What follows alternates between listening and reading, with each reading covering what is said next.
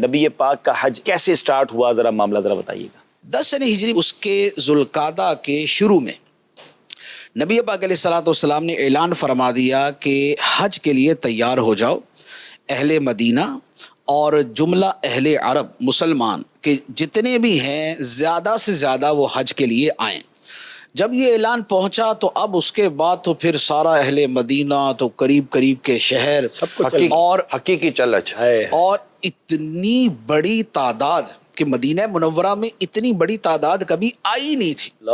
یہ مدینہ منورہ میں پہنچے کہ یہاں سے نبی پاک علیہ الصلوۃ والسلام کے ساتھ جانا ہے، جانا بھی ساتھ ہے، ڈائریکٹ نہیں پہنچنا، جانا بھی ساتھ ہے۔ وہ سرکار علیہ الصلوۃ والسلام نے خود فرمایا تھا کہ میرے ساتھ چلو تاکہ جو حج کے طریقے ہیں وہ سارے کے سارے عملی طور پہ سیکھ سکو۔ 25 کو جیسے نبی پاک علیہ الصلوۃ والسلام مدینہ منورہ سے روانہ ہوئے تھے، ظہر کی نماز پڑھ کے روانہ ہوئے 25 ذوالقعدہ کو، ظہر کے بعد روانہ ہوئے اور عصر جو ہے وہ ذوالحلیفہ میں جا کے پڑی تھی، اور پھر وہاں پر قیام کیا، اور یہ عصر مغرب عشاء فجر اور ظہر، اگلے دن ظہر کی نماز پڑھ کے پھر وہ جو سارے معمولات تھے کہ نبی پاک علیہ الصلوۃ والسلام نے غسل فرمایا، غسل کے بعد جو ہے وہ احرام باندھا، اپنے بدن اطہر کو اور سر مبارک کو خوشبو لگائی، حضرت عائشہ صدیقہ رضی اللہ تعالی عنہ نے خوشبو لگائی، اور اس کے بعد پھر وہ نوافل ادا کیے گئے، اور اب اس کے بعد پھر نبی پاک علیہ الصلوۃ والسلام جو ہے وہ اپنی اونٹنی پہ جلوہ فرما ہوئے، اور پھر آپ نے لبیک اللہم لبیک کی تمام ازواج ساتھ تھے مفتی صاحب، جی تمام ازواج مطہرات ساتھ تھے، جی تمام ازواج مطہرات جو ہے وہ اس سفر میں ساتھ تھی، اور مدینہ منورہ میں بہت قلیل تعداد باقی تھی،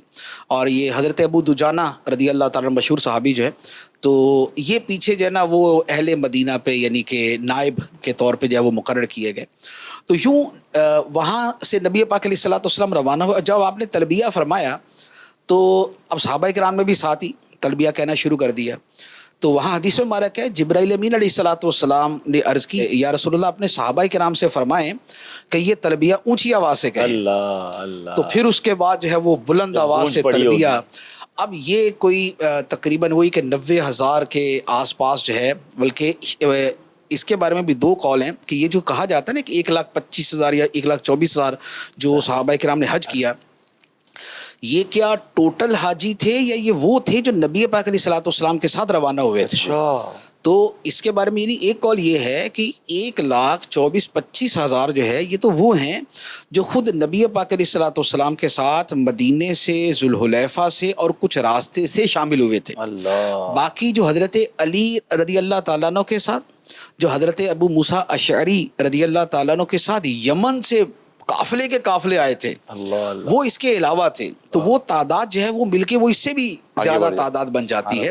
تو یوں 1,00,000 صحابہ کرام یہ جو ہے یہ حج کے لیے یوں روانہ ہوئے۔ کیا راستے بھر کیا منظر رہا ہوگا۔ اب یہ وہی کہ یعنی کہ راستے کا منظر یہ تھا کہ حضرت عبداللہ بن عمر رضی اللہ تعالی عنہما جو ہے وہ انہی راہوں کے متلاشی ہوا کرتے تھے نا، اور انہی راستوں میں جب بعد میں وہ حج کے لیے جاتے تو اب جگہ جگہ مسجدیں بنی ہوئی تھیں، لیکن چونکہ وہ راستے کی مسجدیں ہیں تو وہ جماعت کے حکام وہاں وہ نہیں ہوتے، تو حضرت عبداللہ بن عمر رضی اللہ تعالیٰ عنہما وہ جگہ تلاش کرتے تھے کہ جہاں نبی پاک علیہ الصلوۃ والسلام نے نماز ادا فرمائی تھی۔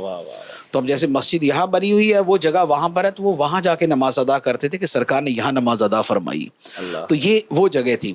تو یوں جو ہے یہ پھر جو ہے وہ 4 ذوالحجہ کو جو ہے یہ مکہ مکرمہ پہنچے، لیکن اس سے 1 رات پہلے نبی پاک علیہ الصلوۃ والسلام نے وادی ذی طویٰ، یہ مکہ مکرمہ سے تھوڑا سا پہلے وادی ہے، وہاں قیام فرمایا تھا کہ یہاں پر آرام کر کے تھکاوٹ وغیرہ دور کر کے تو نیکسٹ ڈے جو ہے وہ مارننگ میں جو ہے وہ مکہ مکرمہ میں داخل ہوں گے۔ تو پھر یہ ہوا کہ سرکار علیہ الصلوۃ والسلام نے وہاں آرام فرمایا، اور اگلے دن جو ہے پھر فجر کی نماز کے بعد مکہ مکرمہ یہ 7 دن آلموسٹ لگے، 7 سے 8 دن۔ جی تقریباً 7-8 دن کا 7-8 دن کا جانا تھا، اور واپسی جو ہے تقریباً 10 یا 12 دن کی ہے۔ اچھا، یعنی اتنا لمبا ٹریول گھوڑوں پر اور اونٹوں پر یہ سفر ہوتا ہوگا۔ نمازیں 3 راستے میں، پھر صحابیات ہیں، اور ساتھ میں سفر جو ہے اس زمانے میں ویسے بھی اسی طریقے سے ہوتا تھا، سفر اسی طریقے سے ہوتا تھا کہ 6 گھنٹے تقریباً سفر ہوتا تھا، اور اس کے بعد جو ہے پھر یعنی کہ दोपहर के बस सपहर के करीब करीब जो है ना वो पड़ाव डाल देते थे। अच्छा। फिर नेक्स्ट डे जो है ना वो फजर के बाद ही चलते थे। तो ये सफ़र का तरीका उस ज़माने में ये हुआ करता था। अच्छा अच्छा, शाम तभी में ये जो है रात- ना ये 92 किलोमीटर का हिसाब जो है ये सारा उसी एतबार से ना, ठीक है। वरना तो आप 12-12 घंटे रोजाना चले तो 2 दिन में पूरा कर लें वो, ठीक, लेकिन वो जो 3 दिन है तो वो असल में इसी एतबार इसी से। एतबार से। आपने बताया 4 ज़ुल्हिज्जा को प्यारे आका अलैहिस्सलाम पहुंचे, तो उसके बाद फिर नबी पाक ने उम्रा अदा फरमाया। जी, चूँकि वो हज किरान था, ठीक है। तो हज किरान में जो है वो पहले उम्रा करना था, तो नबी पाक अलैहिस्सलाम ने पहले उम्रा जो है वो अदा किया। और उसमें फिर वो मुख्तलिफ दुआएं भी हैं ना उसमें, कि जैसे जब आप मक्का मुकरमा में दाखिल हुए तो उसकी दुआ, फिर उसके बाद जब आप मस्जिद हराम शरीफ में दाखिल हुए, खाना काबा पे नज़र पड़ी तो खाना काबा की अज़मत व शरफ़ में ज़्यादती की दुआ जो है, जो आम तौर पे हमारे यहाँ भी किताबों में लिखी होती हैं, पढ़ते, तो ये बेसिकली वो सुन्नत दुआ है, तो वो दुआ की। और उसके बाद फिर नबी पाक अलैहिस्सलाम ने जो है वो हजर असवद को बोसा दे के, तो उसके बाद जो है फिर खाना काबा का तवाफ़ शुरू किया। और ये जो तवाफ़ था इसके अंदर वो इस्तिबा भी था, यानी कि ये जो दायां कंधा खुला रखा जाता है 7 फेरों में, तो ये भी था। और जो शुरू के 3 चक्रों में जो रमल किया जाता है, तो रमल भी नबी पाक अलैहिस्सलाम ने किया। और उसके बाद भी फिर दुआ पढ़ने का है। और फिर दुआ के बाद जो है फिर आका करीम अलैहिस्सलाम ने नवाफिल अदा फरमाए। और उसमें यह था कि मकाम इब्राहीम जो है वो दरमियान में, खाना काबा आगे, और सरकार सल्लल्लाहु ताला अलैहि वसल्लम इस तरफ। और यहाँ पर जो आपने 2 रकात जो नमाज़ नफल तवाफ़ हैं वो आपने अदा फरमाए, वाजिब होते हैं, ये आप नफल कहा जाता है, तो आपने उन्हें अदा फरमाया। और उस वक्त आपने ये आयत मुबारक भी पढ़ी, वत्तखिज़ू मिन मकाम इब्राहीम मुसल्ला।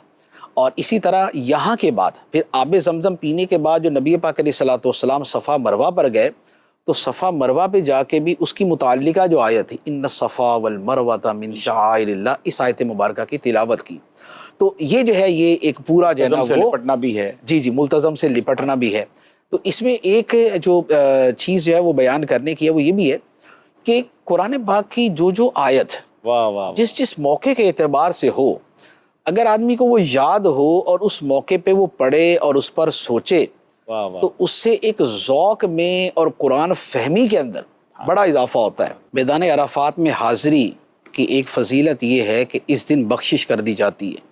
तो जिन्होंने ये वाला हज और मैदान अराफात की हाज़री सरकार दो आलम सल्लल्लाहु ताला अलैहि वसल्लम के साथ की थी, उनके लिए ये बख्शिश का मुजदा और बख्शिश की मग़फ़िरत की बशारत जो है वो किस आला दर्जे की होगी कि वहाँ पर उन सब की बख्शिश की दुआ भी खुद नबी पाक अलैहिस्सलाम फरमा रहे हैं। 9 ज़िलहिज्जा दीन मतीन की तकमील की तारीख भी कहेंगे हम। जी जी जी, हज्जतुल कमाल और हज्जतुल तमाम जो है वो इसी एतबार से है। नबी पाक अलैहिस्सलाम ने जो जबल रहमत के पास खुतबा इरशाद फरमाया था, उस खुतबे के बाद ये आयत मुबारक उतरी थी, अल-यौम अकमलतु लकुम दीनकुम व अतममतु अलैकुम निअमती व रदीतु लकुमुल इस्लाम दीना, कि आज मैंने तुम्हारे लिए तुम्हारा दीन मुकम्मल कर दिया और तुम पर अपनी नेमत को मुकम्मल कर दिया और इस्लाम को बतौर दीन के तुम्हारे लिए पसंद कर लिया। यह आयत मुबारक उस दिन नाजिल हुई। और इसी आयत के बारे में सैयदना उमर फ़ारूक रज़ी अल्लाह ताला अन्हु से किसी ने कहा था कि ये आयत अगर हम पे नाजिल होती, यानी बनी इसराइल यहूदियों में से किसी ने कहा था कि अगर हम पे नाजिल होती तो हम इसे ईद बना लेते। तो आपने फरमाया कि मैं जानता हूँ कि जिस दिन ये आयत नाजिल हुई थी, मुराद ये कि वो हमारे लिए ईद ही का दिन था। एक तो अराफा का दिन था, हज का दिन था, तो हज का दिन ही हमारे लिए ईद का दिन था और ऊपर से वो जुम्मे का दिन था, वाह वाह वाह, क्योंकि हज जुम्मे के दिन हुआ था वो। तो उस दिन ये आयत मुबारक नाजिल हुई और ये आयत मुबारक जो है ये इस्लाम के जो शरीयत के अहकाम थे उसके मुकम्मल होने का ये दिन था। इसका मतलब ये कि नबी पाक अलैहिस्सलाम ने हज किरान भी फरमाया और जो हज किया वो हज का दिन जुमे का दिन था। जी, वो जुम्मे ये भी जुमे का दिन था। सुभान अल्लाह।